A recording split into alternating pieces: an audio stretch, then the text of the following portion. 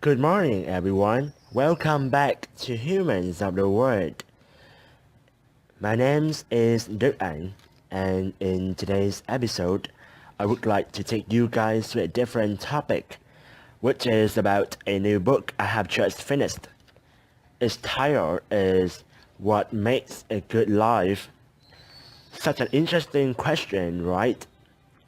But we will not go through on the content of this book.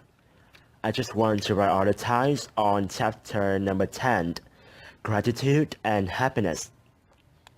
In this chapter, we are going to listen to 3 motivational stories from 3 people. The first story is from Professor Win Win. She is doing her research on Buddhism studies from the Faculty of Oriental Studies, USSH. Now let's welcome Win's story. In Pali, which is the language of Buddhism, gratitude is katanu katavati. Gratitude is a positive response to life. In developing katanu, we deliberately bring into our consciousness the benevolence done to us in our life. Katanu is a practice that people leading a religious life do every day because it not only nurtures our warm hearts and spirits, but also gives us a sense of elation. Elation is one of the 7 factors leading to enlightenment in Buddhism. A life without katanu is a desolate life. If people don't have anything to be thankful for, their life is a dreary blank. Just contemplate this.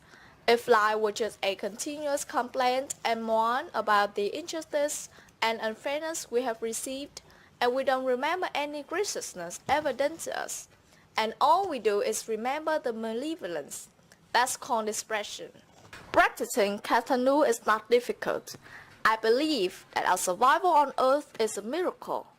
Thus, it is proposed that you should express your appreciation to your parents by taking care of their health, calling them regularly if you live far away, and not hesitating to tell them words of love. Each person can show his or her sense of gratitude to destiny by doing benignity, a warm smile and greeting to people we come across, or a message sent to friends whenever we miss them, as steps on the ladder to happiness. Thank you, Miss Win, for giving us fundamentally basic knowledge about gratitude and happiness in Buddhism. That's the end of the first story. Now we come to the second story from Mr. Dang Nguyen, a third-year student from the Faculty of International Relations, USSH. Please welcome Mr. Dang Nguyen.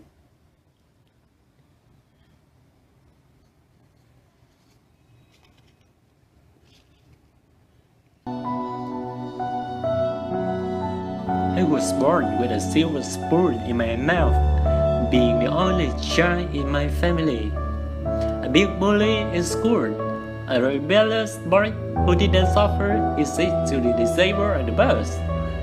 There was a time when I pestered my parents to give me a luxurious gaming laptop. My family were not welcome, so the answer was definitely no.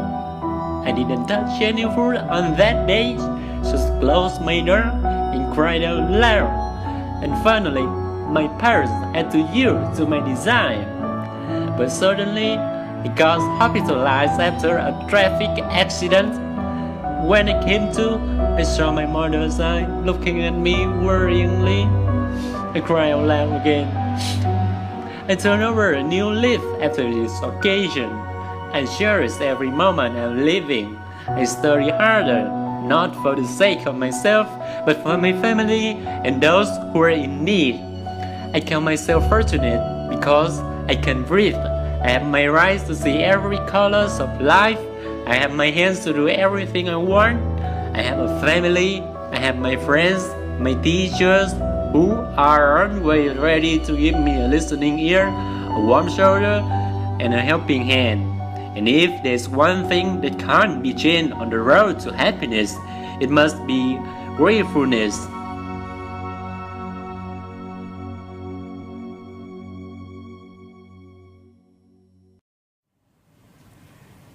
Thank you so much.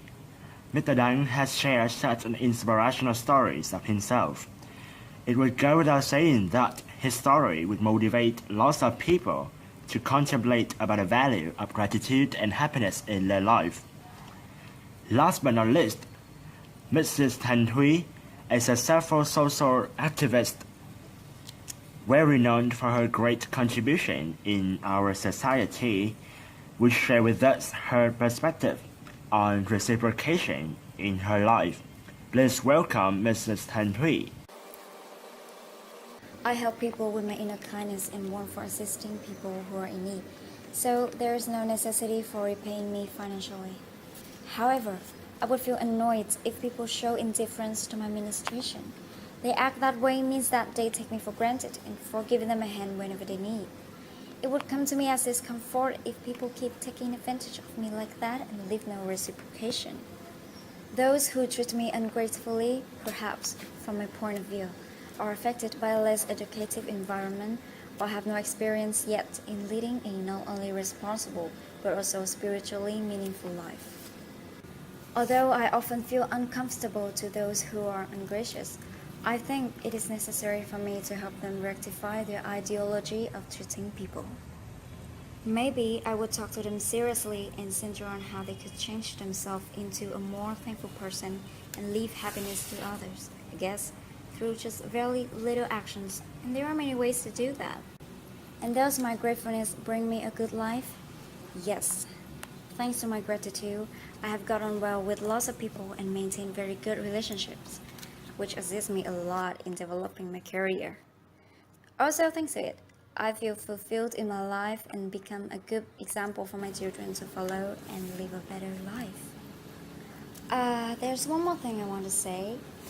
The core of happiness is relevant to the feelings of both the givers and the takers, to be beatific in their lives, and I am honestly hope that people would be more grateful, so that I would never have to deal with the disrespectful and be bothered with them.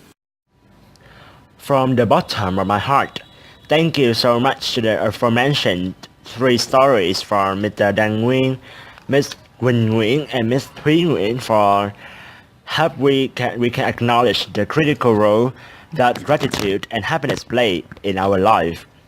And it's me again, Đức Anh, and I will have you guys to conclude what we are talking about today. As a matter of fact, if people are willing to help each other in daily life, we can together build a harmonious society, and we can have more good relationships with reciprocation.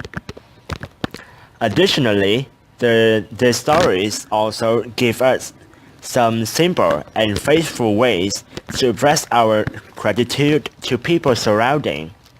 First of all, don't hesitate to say thank you if someone does something to help you. Yep. And second of all, don't feel embarrassed to say or to hurt them or to say I love you to your parents or your family member. Since blood is thicker than water, they won't be there with you forever. So why not show them how much you love them right now? Finally, leading a life with gratitude will give people full happiness. Therefore, if you want to be happy, be grateful. And that also brings today's episode to the end. Thanks a lot for watching. We are looking forward to seeing you guys again in the final exam. Goodbye.